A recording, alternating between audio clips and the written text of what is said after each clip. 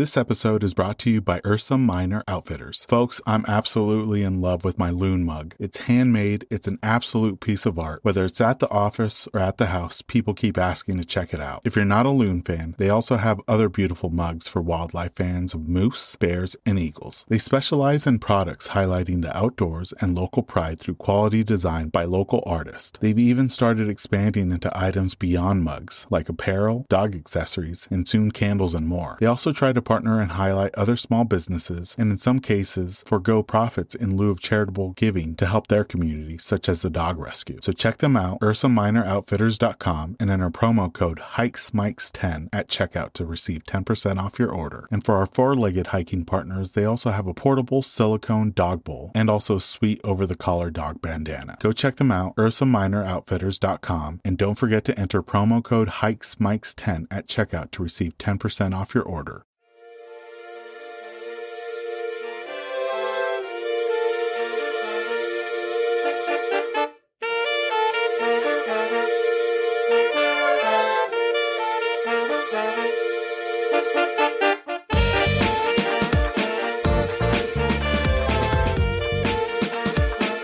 Welcome everyone to the latest episode of the Hikes and Mikes podcast. I'm your host Ivan, and each week I'll be chatting with some amazing hikers from across the United States and abroad. Spring has finally arrived in the Pacific Northwest, and soon I'll be hitting the trails to record short-form episodes with hikers I meet along the way. Look out for those episodes to drop sometime in June for Season 3. In the meantime, we'll be asking some of your favorite hikers about their experiences and adventures. We always finish the episode off with a round of this or that questions all related to hiking. We have an amazing and inspiring guest on today's episode. Her name is Tami, and you can follow her on Instagram, Facebook, and TikTok at Tami on the Trail. I had such a fun time chatting with Tami on this episode. We learn about what it's like hiking in Northern California, her amazing road trips across the West Coast, and her JMT journey.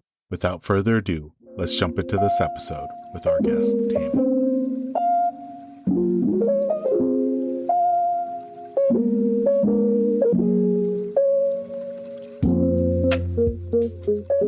Welcome everyone to the latest episode of the Hikes and Mikes podcast. My name's Ivan. I'm here with Tami, a truly inspirational hiker, and I'm so excited to have her on the podcast so she can share her story. Thank you for coming on the podcast with us today. For those followers and listeners that still haven't had a chance to see and follow you on Instagram, can you share a little bit about yourself and how you started hiking and backpacking? Hi, Ivan. Thank you so much for having me on your podcast. It's such a treat. I am a almost 51-year-old hiker that came into this in such a weird way. I backpacked probably when I was in my 20s a little bit, hiked a little bit, and 28 years later, my oldest daughter, who's now 27, asked me to go on this crazy trip to Montana and Idaho with her. And it turned into something more than I ever even expected. It was my first real backpacking trip, and it was crazy. We did it overnight, climbed up to this crazy hot springs area near Salmon, Idaho, and I was hooked. We did get stuck in a thunderstorm through the night, which was crazy, but I've only been backpacking for a year and a half now. But I have packed in some serious stuff in this year and a half.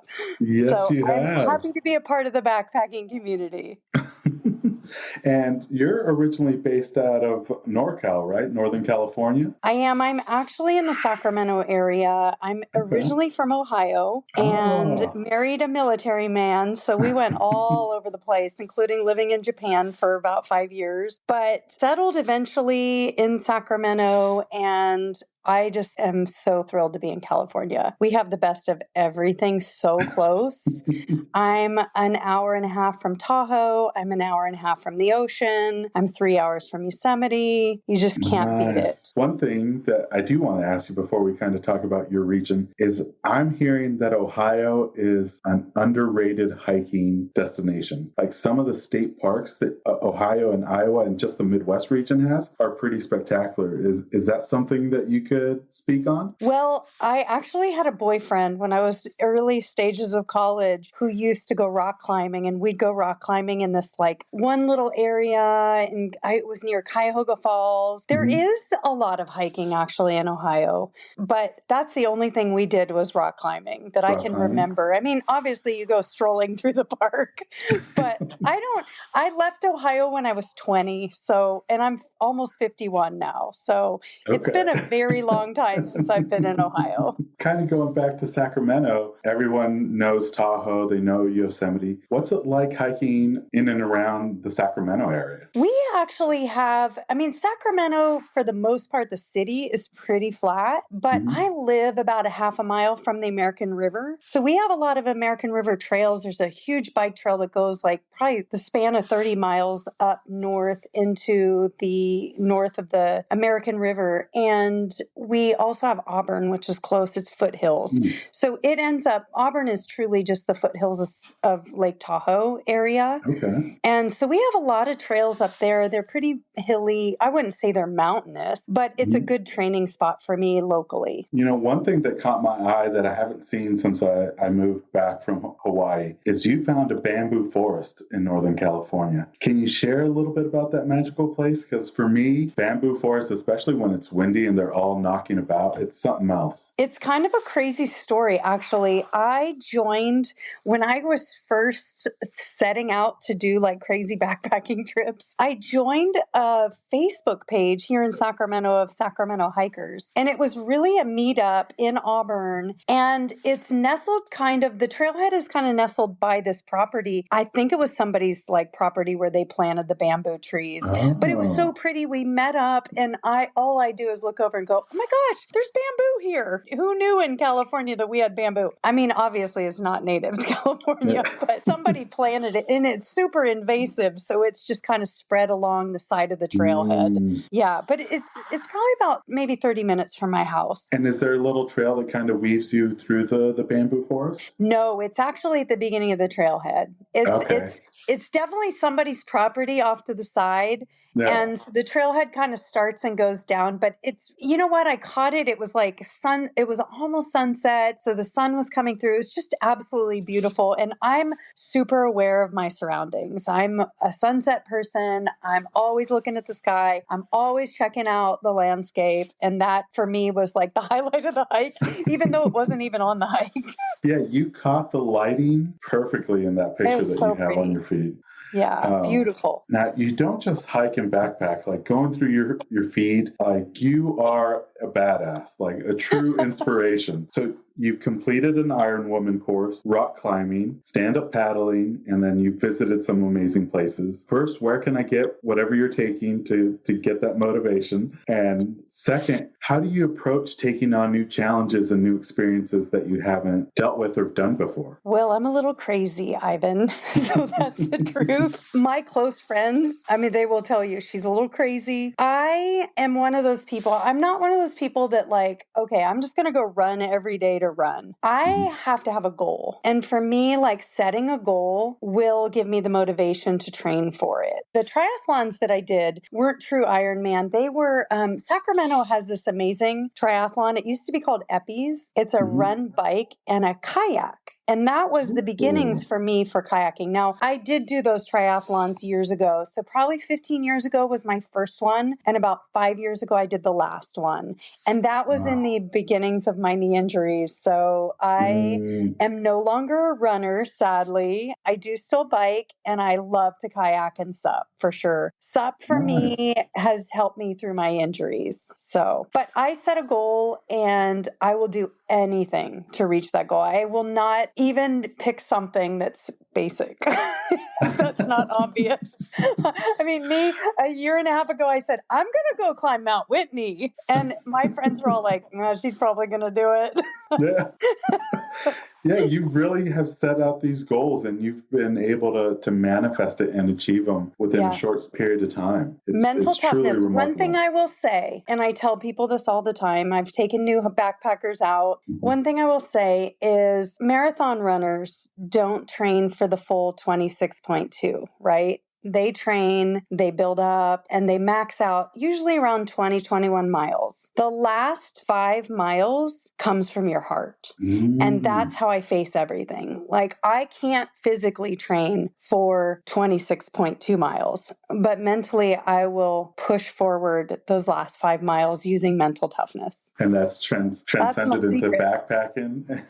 That's my secret. And you've already kind of alluded to this trip, but you did an amazing trip trip to Glacier National Park, and you had a detour in Idaho, and you got to experience the hot springs, but then lava fields, lava caves, and some of the clearest water I've ever seen up in an alpine lake. What are some of the highlights of that trip for you? Wow. Well, that trip was with my oldest daughter. And so it was a special trip. We did go up to Glacier. We supped on Lake McDonald, which was, I mean, it just was one of those sort of, if you call it epic, bucket list, whatever you want to call it, but it was stunning. I will say this, we were in the middle of fire season. And so I lost a lot of views at Glacier because of the smoke. We lost a lot of the views at Lake McDonald, but it still was fantastic. We did go through Idaho on the way up, and we actually got to paddle to Shoshone Falls. I don't know if you're familiar with that. Yeah. Yes. Okay. So most people see Shoshone Falls from up above. We actually did the whole paddle all the way, which you have to literally portage out your paddleboard and walk across the rocks about,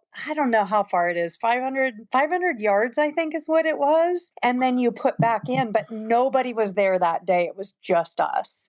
Wow. And I'm super comfortable on my sup, and it was a great experience. So we did that. We also did Craters of the Moon, which is a super underrated place to go visit. It is wild. It's looking, yeah, it's like lava fields. It's like looking when you land in Kona, right? In Hawaii. It's like everything is just black with like moon rock. It was a wonderful trip. We ended up paddleboarding into this pristine little cove off the Snake River that was like the bluest water I'd seen ever. Oh, that was right off the Snake River.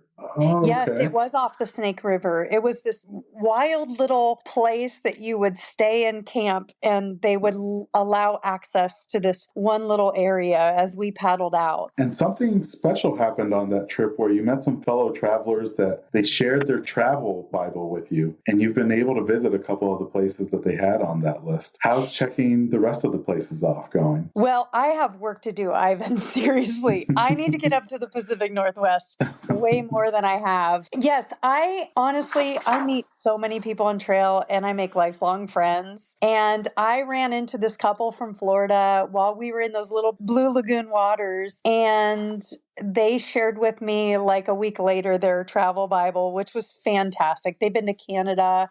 Every year now they go up and spend like, I want to say 7 months on the road to see the Cascades. They're all over the place. And they did share that with me. The only place I've been is Three Sisters Wilderness.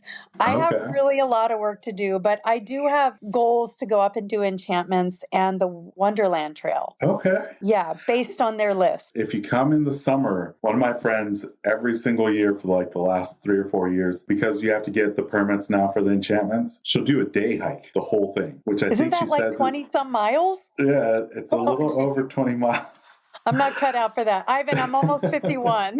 I got to protect the knees, but 21 miles would be amazing. Yeah. So I think I'm going to join her this year. She's been trying to get me to do it, and I think I'm going to go for it. I can't wait to see your pictures from it. That's awesome. Now, one of your first through hikes that caught my attention was one that doesn't really get the same attention as ones on the West Coast, and that's the Trans-Catalina Trail. How is it hiking on Catalina Island? Oh, gosh, do I have stories to tell? My friend's not here, so I'm going to let it out.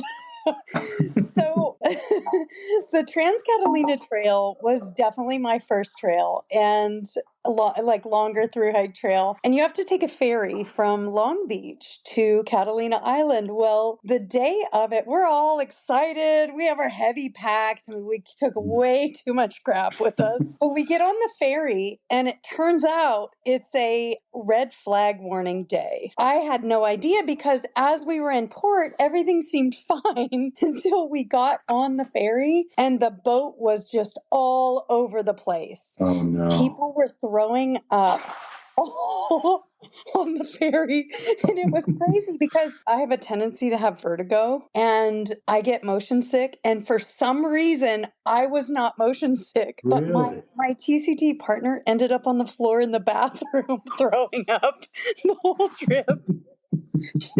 She might be mad at me that I told this story, but it set the precedence to be climbing Blackjack on the first day. It was like, I don't know, I think it's like 10 or 11 miles. She was dehydrated, hadn't had dinner the night before. Oh my. And it was a huge struggle.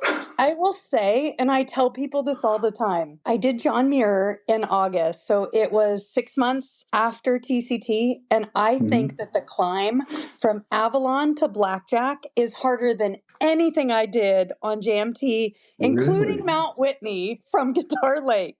It was hard because I'll tell you, it was a 90-degree day, and the rangers, they weren't expecting it to be that hot. So the rangers were driving around, and it's kind of a trail that you can like access with cars and vehicles. But, it was so hot that day that, they were checking on everybody to make sure everybody had water and food and electrolytes and all kinds of things. And I'm telling you, when we got there at 6 p.m. that night up into the camp, I didn't think we were going to make it. At one point, my friend laid down in 90 degrees at 4 p.m. on the ground, and I thought, oh, we're in big trouble. Like, I have a Garmin. I can press my SOS if I have to. But I was hoping not to have to do that. Yeah. It really is. I mean, it is definitely exposed. A lot of cactus plants. As a matter of fact, some people fell into cactus while we were on the trail, which I just learned in Sedona recently that there is a method to removing cactus needles. Oh, really? You don't just pull them out. You have to go through this process of removing them, putting glue on your skin, making sure they're all gone. I know. I had no idea. Yeah. The TCT was definitely not without hardship. But the end point, I think, kind of made it all worth it, because it probably has to be one of the best endpoints of a thru hike I've ever seen. It's a small, secluded beach that you camped at, and it just looked gorgeous. How was it camping, or how was it reaching that endpoint and camping overnight there? Well, I do a lot of beach camping because for us in Northern California, we can camp year round. I camp at the coast a lot, like in Point Reyes. And so I'm kind of used to camping on the beach, but not physically like beach. This was on the beach. Fortunately, there were rock barriers that were built because it was super windy. But I've got to say, it was the most beautiful sunsets and sunrises that we got to see at Parsons Landing. There's only 8 sites. So TCT is super tricky getting the permits. You have to wake up I'm 51, so I wake up at midnight on New Year's Eve. I've been in bed for 4 hours when I wake up. Most people are partying it up, but me, I'm in bed. So the permits come out for the TCT at midnight on New Year's Eve.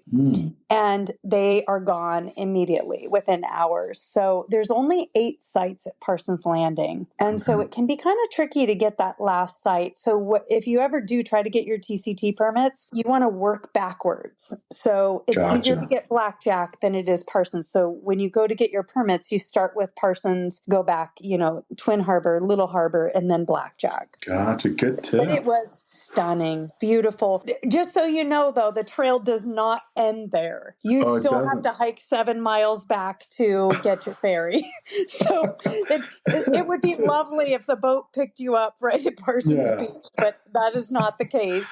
You have to walk back. Another 7 miles. Wow. Yep, it's no surprise. And you've got to make it by noon for the ferry. Oh, my goodness. So you're on a crunch time. Yep, for sure. So one other trip that had some amazing views and some amazing features that you were able to experience is a 4-day trip where you visited and hiked in California, Nevada, Utah, and Arizona. How was that experience, and how did that trip kind of come about? Remember I said I was crazy, right? Okay. So let's just keep that in mind. Honestly, it was my 50th birthday trip. So 3 of my girlfriends came with me. We started off in California. We did so much in that. It truly, if you look at it, it truly was like 6 days, but broken down into the Arizona, Utah, Nevada section was really 4 days. Wow. I will say one of the most amazing places that's super underrated is Valley of Fire, north of Vegas. I was blown away by that park. And honestly, I've been to Phoenix, but I had never truly seen the beauty of Utah and the, Red Rock Canyons and all of that. We actually took a sup trip into Antelope Canyon off of Lake Powell. And that was probably, looking back on it, one of my most spectacular moments because it was the first day that the season had opened up. We were able to get a tour, create this whole itinerary. The day was like 61 degrees in February. It was stunning. It was perfect. The wind was calm. The water was calm. It was magic. So we did that. We did Buckskin Gulch. We tried for the wave 3 times. I've tried for the wave now. I've probably given them which I love giving money to the reservation. Hopefully it does go to the reservation, but I probably spent $100 just trying to get a wave permit over the last year or so.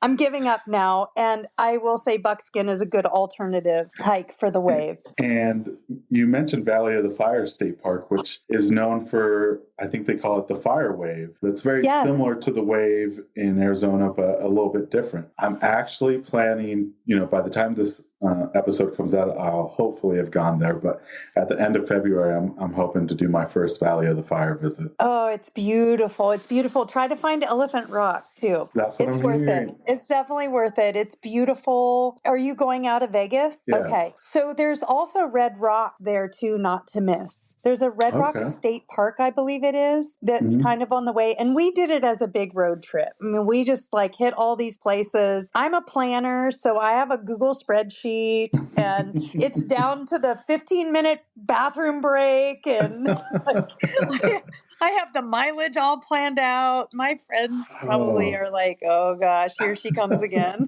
with her planning and her Google spreadsheet. How many miles did you end up doing on that trip? I think you mentioned a little over, between 30 and 40 miles in that short period of time, right? We did hike a lot. Between Valley of Fire, Red Rock, Antelope. We also did another Antelope hike. We did Buckskin Gulch, which was fantastic. And just some other local hikes that we just traveled around. We did we stayed at 4 different Airbnbs. So it was a fun little blast of a trip. But I would recommend, if you have never been to Utah or Arizona, up in that northern Arizona part, I mean, Grand Canyon's beautiful, but those other parts, I feel very drawn to those parts. I love it there. And they're so close together too. You can go from Zion to Canyonlands in half a day. We did Bryce, and it snowed on us the day we were at Bryce Canyon. Oh, how was that? Yes, it was amazing. It really was. But I mean, it was cold for sure. I mean, it's winter. It's February. It's to be expected. Were you able to kind of go down into some of the lower trails while you visited Bryce? To where you drop down into the hoodoos. And yes, we were. It was beautiful. We probably did almost 9 miles in Bryce that day, just checking everything out. Right on. So one of the big things that caught my attention on your profile is you recently completed the JMT, the John Muir Trail, and it was for an amazing cause, the Warrior Family Camp. Can you share a little bit about the Warrior Family Camp and also It Takes Guts, the nonprofit? And how was your experience overall on the JMT? Because I know it was a long journey to get there, but the pictures and the experiences that you had just look remarkable. Well, there's so much to this part. And I have been encouraged, and I think I'm going to write a book about my experience on it because it was definitely life-changing. Well, I'll tell you a little bit about me. I have 3 kids, and my middle daughter at the age of 9 became really sick. And we had a lot of challenges over the years. I pretty much dedicated my life to getting her better. And for a good part of a decade, she was super sick and wasn't able to eat, wasn't able to walk. And through all of that, I created a nonprofit with another friend of mine, Jessica, called It Takes Guts. And what we do is support families of kids with chronic illness because there's just not enough support out there. And one thing kind of leads to another for me. I'm just like that. We determined our purpose about 5 years in. So we've been doing It Takes Guts now for, this is our 11th year. And Wow. we are a California nonprofit. We fundraise. And every summer, in about the second week of June, we created a warrior family camp that basically teaches kids how to live despite their illness. One of the things that we discovered too is that siblings really get knocked around. And a lot of our camp focuses on not only the warriors, but the warrior siblings, as well as the parents. It's a really challenging thing to have a kid in the hospital and try to maneuver this whole new world that you have to learn new language and new things. And it's really hard. And so that's what Warrior Family Camp is. We have a camp that we run at St. Dorothy's Rest up in the Redwoods. So it's up Northern California Redwoods above San Francisco. We've been doing it. I think this is our 6th or 7th year of camp.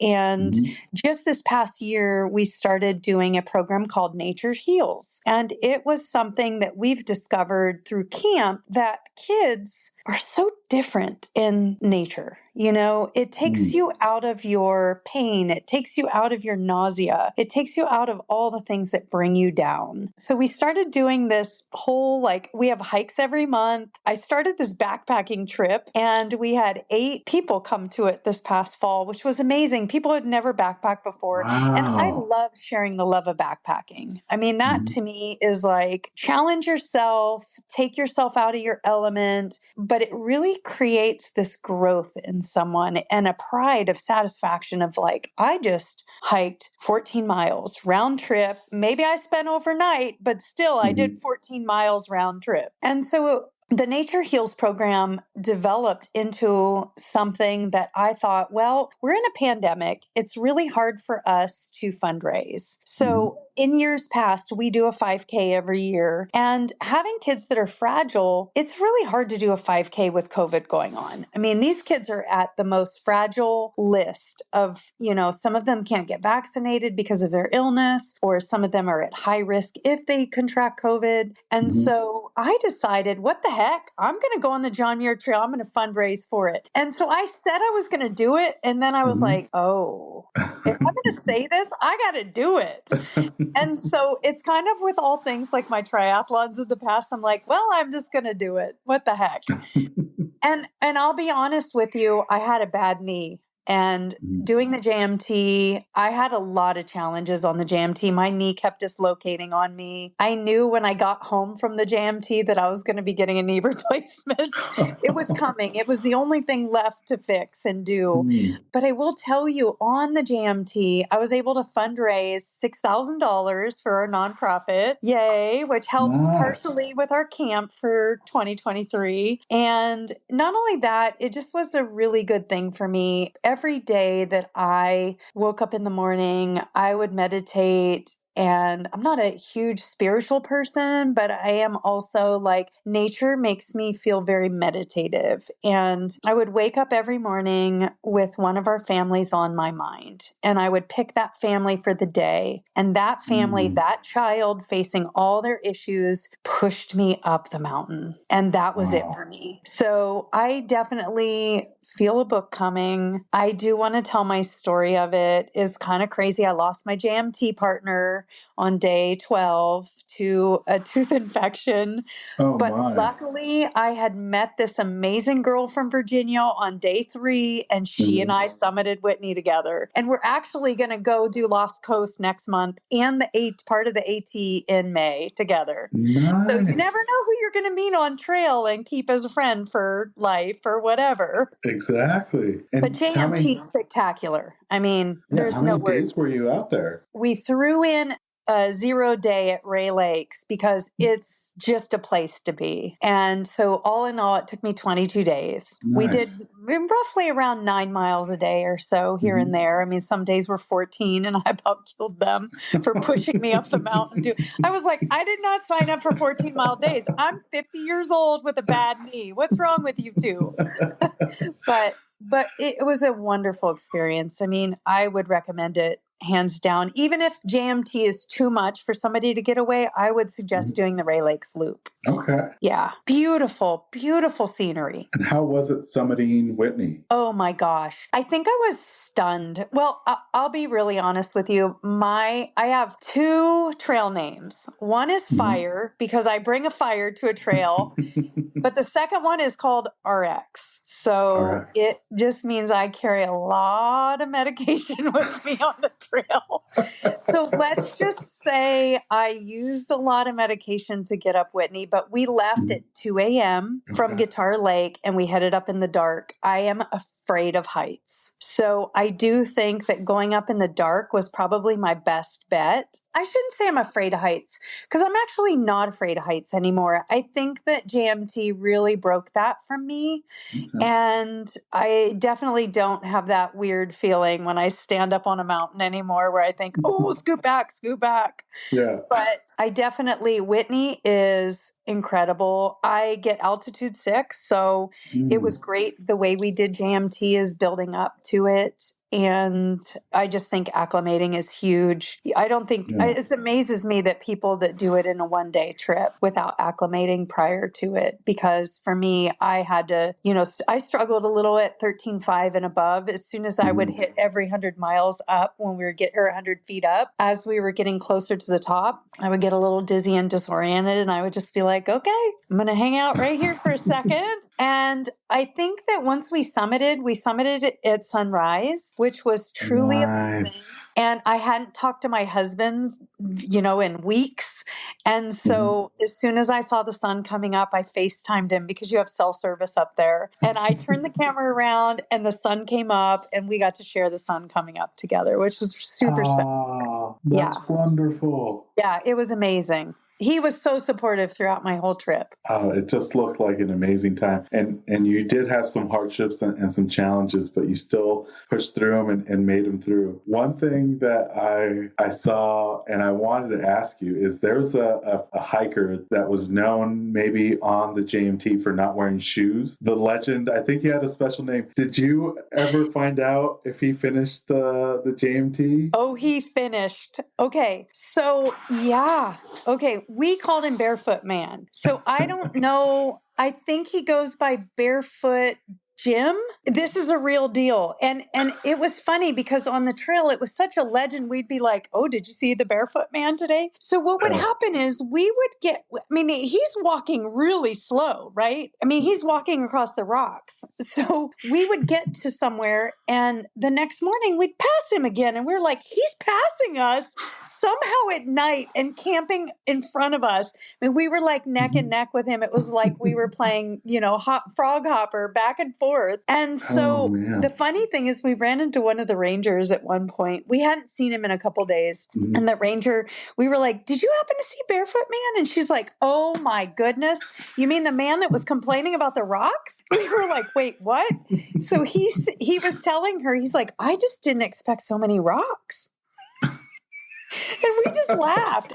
There were all kinds of legends about this man. Like he had told stories about how his shoes burned up at 10,000 feet. It was just the whole month of the trail was just everybody talking about the Barefoot Man. And he actually has a YouTube channel. Wow. I'll have to check it out. Look up Barefoot Man. I actually found him through the Mount Whitney, or maybe it was the John Muir Trail Facebook page, because somebody posted about it and there was a link to his YouTube channel. And I was like, oh, this is for real. He was serious. Oh, wow. But he did do the entire trail barefoot. Wow, what a legend. I have videos. I have proof. Oh, man. Props for him for doing it without any shoes. That's something else. Totally. It was wild. Now, one place that you frequented when you were training and preparing to do the JMT was the Desolation Wilderness. How was it going back there multiple times and just experiencing the different areas that the wilderness had to offer? Well, it's really beautiful. Honestly, I can get into the area that I train at in about an hour and 15 minutes. It's it's almost into South Lake Tahoe. So we usually go in around Wrights Lake and go up to Maud Lake. and camp around there around Rockbound Pass. It's stunning. I mean, it's Sierras. It was the perfect training spot for me to plan for JMT. And I think it was my encouragement. I think once I was able to do some of those passes there that I thought, okay, I think I can do JMT. I think I'm ready. Although even though I thought I was ready, I wasn't ready. I mean, I don't know if you're ever really ready for something like that, but Desolation Wilderness is beautiful. One of my first hikes up there, we started, I want to say around June, and there was still snow up there. And my friend was trying to get me to go across the snow. And I was like, nope, I don't have any spikes. I have nothing. I am not qualified for any of this. I had only been hiking for not even a year at that point, like planning on backpacking into there. And I'm just like, nope. So I turned around and I talked her to turn around and I said, look, I'm 50. I know better. I know my limitations. But Desolation is beautiful. I love going up there. We actually go up there in the wintertime too. And we'll go run the dog around up there and go snowshoeing. It's beautiful. So pretty up there. So close to us too. Yeah, being just a little over an hour. Now, Tami, one of your most recent adventures was getting a chance to explore Sedona. And you actually made it out to Devil's Bridge, which has become a huge Instagram and popular site. But the day you went, it seemed like there was some snow coverage. And I think it kind of kept the crowds away because normally there's a line like at Disneyland waiting for people to get on the bridge. But you didn't get to really experience that, did you? I got really lucky. Honestly, I was smart enough to bring yak tracks with me and my amazing Gossamer Gear LT5s. I was down for some trekking pole. I was ready. One thing that I will say about social media that actually kind of scares me a little bit is that it just gives this false sense of bravado to people to go do things that maybe they're just not super prepared for. I mean, I saw the whole gamut of like Converse shoes, Nike shoes. When I got up above the scrambling rock part, it was just sheets of ice and not safe for anybody to be out there. There was no line. I literally passed two people who were in Converse shoes trying to make their way out there. And as you kind of loop around to the actual bridge part, there was nobody because it was slippery and there was a lot of snow. It was about 30, I'd say 38 degrees that day. As we got up further, it was super cold, but I worry so much about social media and people doing things that they're just not super prepared for or don't have the gear for. And that was definitely one of those days. It was good to see though that most people turned around. There were little kids up there and it was icy. Oh, wow. Surprised me. Yeah, it was pretty icy up there, but it was beautiful. And I was on a mission, just like every other time. Like I'm doing Devil's Bridge, no matter what. I don't care if it snows on me or ice. Yeah. I had yak tracks and they were the best. And you got a perfect drone shot of you on the middle of the bridge. I did. Truly My drone's new. I just bought a drone a couple weeks ago. And like I told you before, I'm super technologically challenged. So I didn't think I'd be able to make this drone happen, but it's really easy to fly and it's so much fun. I can't believe most people or more people aren't using drones. They're so much fun. Now, I have a drone. I've only crashed it twice early on. It survived. Have you had any close calls with it? Okay, well, I take that back. I was going to say no, but when we were in Sedona staying at our Airbnb, we were kind of over by the cathedral area. And I ran it from the backyard. And for some reason, it lost connection. And I had this panic, like I'm going to be up in the ice trying to find it. It lost connection. It lost its the screen went black and I thought, oh, I'm in trouble. But for some reason I was able, I do think that the drones now have such good technology that I was able to turn it around, face the camera my way, move it forward towards me. And then I was able to land it. It has an auto land function. Yeah. It's super, they're just so easy and so much fun. I can't wait to like really get more into it. I've only flown it maybe like 6 times now. But I was able to get it up by Devil's Bridge, which was cool. Nice. Yeah. So you're probably familiar with the area. I went to Lake Tahoe this last summer and did, is it called Tunnel Rock? It's, the hike that's over the tunnel that goes by the lake. Oh, like the train tunnels? I think it was just the regular highway tunnel that goes to the south over end. By the actual lake part. Okay, yeah. I thought you were talking about the Donner train tunnels. Have you heard of those? No. Oh, that's like long history of like, if you ever come back that way, go to the Donner train tunnels. It's all graffitied. It's kind of wild, but it gets icy in there. There's a lot of history from the Donner Party late, like in the beginnings of California.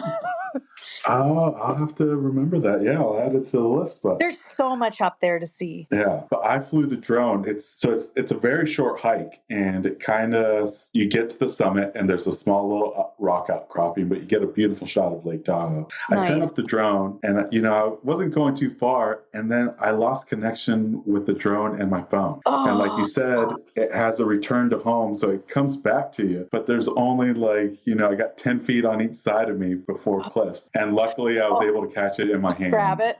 Yeah.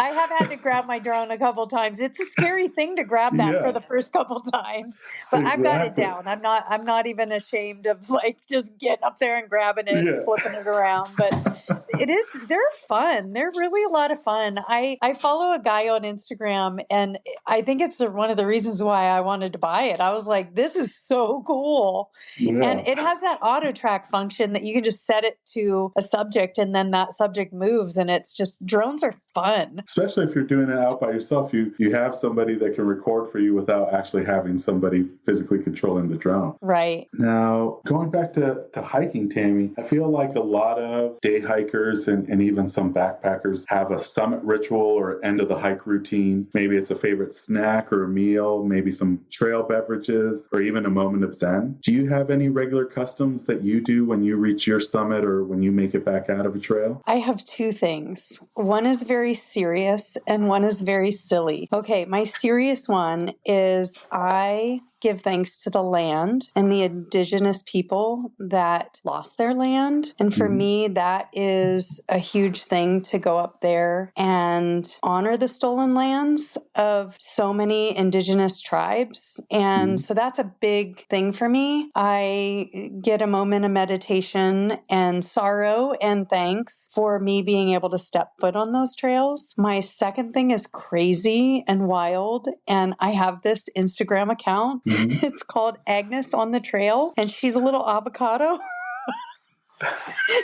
Super silly.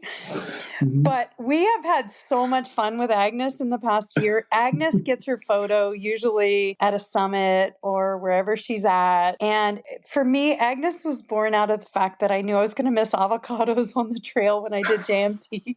So I brought her along with me, and it's super silly, but I have so much fun. She went to a winery last month, and I just pull her out, and people are just like, whoa, what's that? Like, it's my little stuffy. It's just super weird, but it's so much fun, and we laugh about it, and my friends and I will get together and we'll come up with whatever Agnes is going to say on her Instagram. It's just super silly. She went with me this past summer to Mammoth to prep for JMT, and she went all over the place. She's Agnes on the trail. So that's my ritual. I mean, I love a good beer. I love a good burger, but that's kind of my thing, is when I'm at a summit, I give thanks, I honor the lands, and Agnes comes out. I'll have to add Agnes's Instagram account to the show notes so people can follow. In my photo for what you asked me a photo for, if you look close enough, Agnes is hanging on my backpack. Most people don't even notice it. It just blends in the scenery, I guess. But she has a whole thing. I actually made her a Cotopaxi jacket this year because I'm a huge Cotopaxi fan. And I was like, well, Agnes, she deserves a jacket too. So silly. But I believe in having fun in life. Life has to be fun. Yeah. It's good to balance the fun with all the seriousness of life. No, definitely. Especially on some of the more challenging hikes, it's good to have a break and just enjoy the small things. And I think you're doing it. Now, Tami, when it comes to your pack list, and I feel like pack lists change for backpackers when they first start to where they are presently, what is your most valuable piece of gear now nowadays when it comes to your pack list? That is so hard because everything's important, right? When you're on a Yeah. 3-week trail.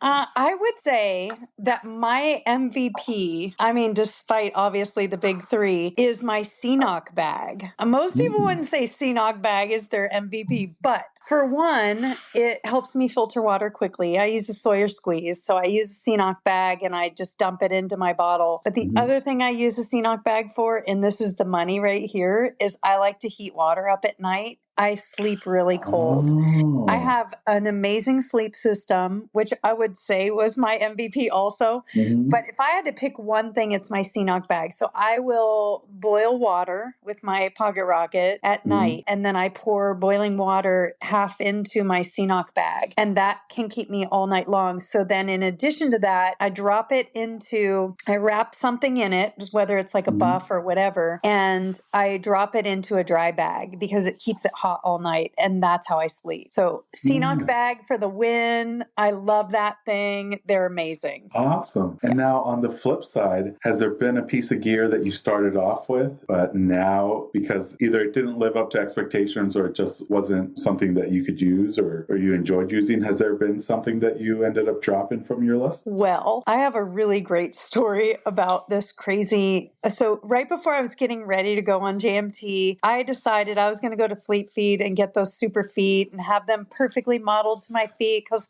it's going to be perfect. I have all these knee issues, so I need to make sure my super feet are great. Well, they broke down on me on trail about a week out from Whitney, and it was horrible. So lesson learned, always send a pair of insoles or two in your resupply, because for me, those things broke down on me, and I had to take my Gossamer Gear sit pad and cut it up to make little cushions for my feet as I was going.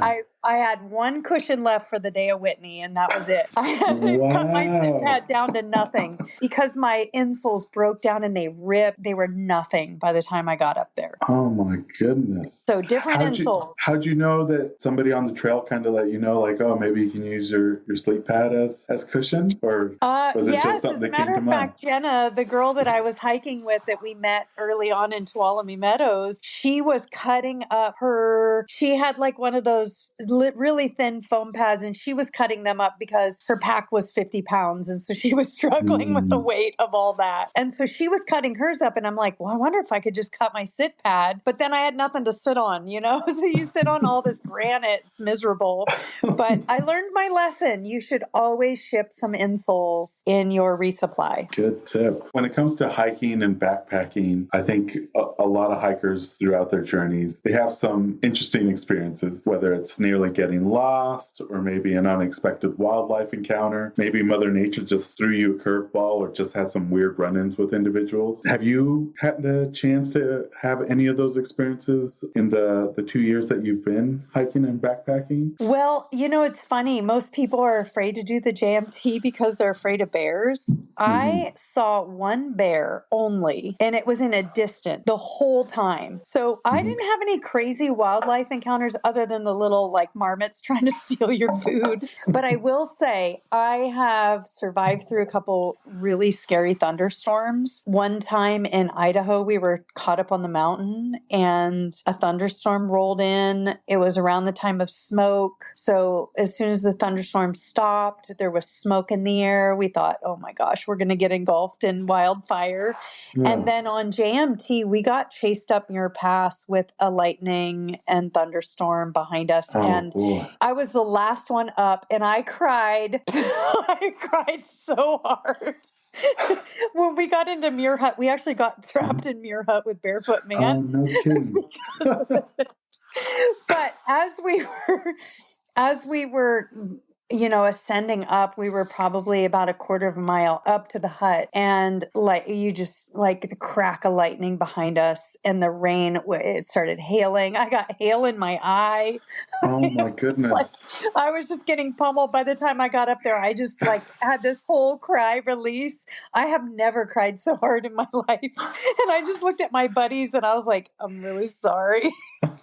I kind of lost myself there. But Oh, I've man. been very fortunate on trail. I think as a woman hiker, I think people have this thought that, oh, women shouldn't be out there hiking in the wilderness. But I gotta say, most of the times that I've been out there, the men that I have encountered have been like just the most gracious and caring and supportive. And I've never had a really bad experience with people at all on the trail. Well, that's Yeah. good to hear. I feel like the men on the trail really watch out for women, which I think is super cool. Yeah, that's awesome. With you being able to do the JMT in such a short period of time of taking up through hiking, what are some of the, I guess, tips, tricks, and advice that you would give people that are interested in getting into backpacking and through hiking so they can have a safe and rewarding experience on the trail? Well, I'm definitely big on carrying a Garmin, which my Garmin currently is missing. So I have about 6 weeks to find it or buy a new one.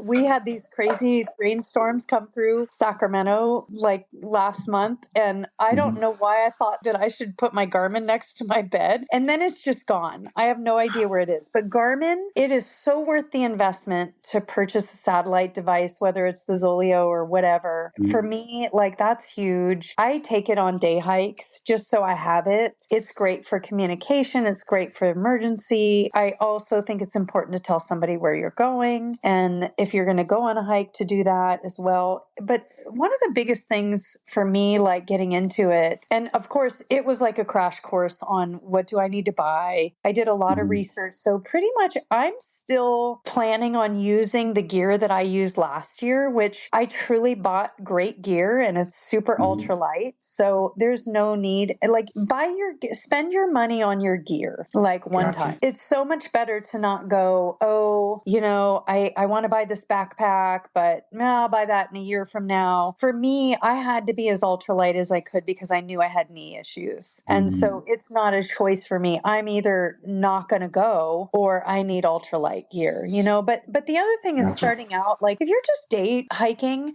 you don't need special equipment. You can go out in tennis shoes and a school backpack and go do day hiking. I mean, I think so many times people get caught up, like it depends on what you want to do. If you just want a day hike, there's no need to go buy fancy equipment for a day hike, But if you're planning on doing a longer through hike trail or something like, PCT, well then at that point you're going to need to purchase some, better long lasting gear. Cause some of my, like even my backpack from last year, using it so much, it's starting to rub and the fabric's starting to come apart. But that's just how it goes with ultralight gear. Yeah. It doesn't last as long and it's not as durable because of, the ultralight side of it. But I do think that if you're just going to be a day hiker and you just want to go day hiking, just go day hiking. Throw on your tennis shoes and go. Don't feel like you have to have all this fancy stuff just to go out and do it. And even backpacking, you don't need that if you have good knees. If you have good knees, you can carry all the weight you want. But if you have bad knees, you want to go as ultralight as you can. Great tips. Solid tips, Tami. Now, we're in the month of February when we're recording this. And so we still got quite a bit of 2023 ahead of us. What are some 2023 hiking and traveling goals that you have and maybe some goals beyond 2023? Ooh, wow. I guess if I say it, it's out there.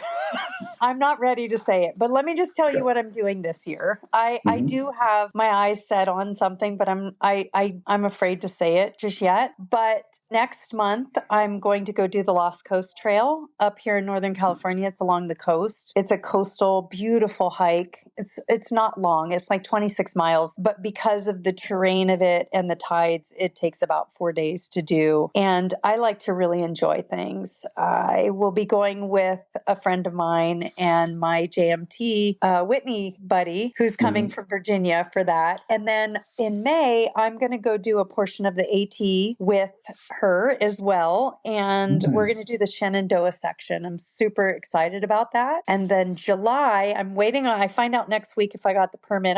It should be hard to get, but I'd like to do the PCT section from Tuolumne Meadows to Tahoe. So, and kind of connect that area that I did from JMT as well. Right on. Those are some great goals. Maybe some Pacific Northwest trips if you can swing it. Oh, yeah. And I definitely, for 2024, I think I want to do a long trail, but I'm not going to throw that out which one it is yet. But that is a goal of mine for 2024. Nice. But yes, definitely, I do need to get up to the Pacific Northwest for sure. Yeah, you got a little bit of it in Idaho, but the further west you go, the greener it gets. And just some of the trails I think you would fall in love with up here in the Pacific Northwest. I'm sure I would, definitely. I want to get up to the Cascades and see more of Washington. Nice. Yeah, definitely reach out if you make it up here. I will. Tammy, that was it for the regular questions that went by really quick. This last section of the podcast is the this or that questions, where we're going to give you 2 hiking related topics, and you kind of choose the one that you prefer out of the 2. All set? Okay, so the first one is ascending or descending? Ascending. And waterfalls or summits? Summits. Switchbacks or straight up? Switchbacks, please.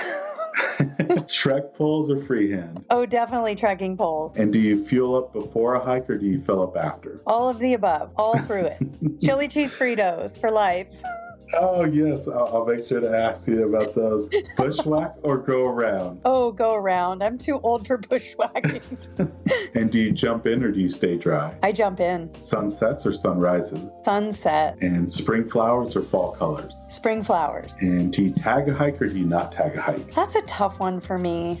I normally will not tag a hike if I know the area is impacted. Usually I'm general about it, and I don't tag a hike until I'm gone. And, you mentioned the Fritos. You have an affinity for, is it chili cheese Fritos? Not They're just the regular best thing. Cheetos, If you've never had them, you are missing out. I get everybody hooked on chili cheese Fritos. Honestly, the first week of JMT, it was the only thing I could eat. I lost my appetite those first 6 days. And fortunately, we got to Tuolumne Meadows and they had a store and there were chili cheese Fritos in there. And I do think they saved my life. Did you know that they can burn, that Fritos can burn, that they can start a fire, that you can light Fritos on? So they're dual purpose, Ivan. They're not just for eating. You can light a fire and start a fire with Fritos. So you can use them as a fire starter. I've never done that, so I've only heard that. So that's my disclaimer. I'll have to try it out, and we'll have to make sure that Fritos gives you a sponsorship. I would hope they would. I have tagged them nonstop, and they still forsake me. Fritos needs to get on it. They do. They do. Now, Tammy, for our listeners that want to follow your adventures this upcoming year, what are some of the places they can find you online? And where can they learn a little bit more about your nonprofit, It Takes Guts? Well, I have an Instagram account, Tami on the Trail. It's Tami on the Trail. And there's also Agnes on the Trail, if you want to laugh. Mm-hmm. And I do have a Facebook page, Tami on the Trail. And then my partner in my nonprofit runs our Instagram page called It Takes Guts, and also a Facebook page for there. I've just kind of dabbled a little in TikTok. It's also Tami on the Trail. So nice. And I think I've seen a few videos that you've done, some dancing videos in Sedona, right? I mean, if you can't have fun, why be out there, right? Exactly. I'm all about the fun.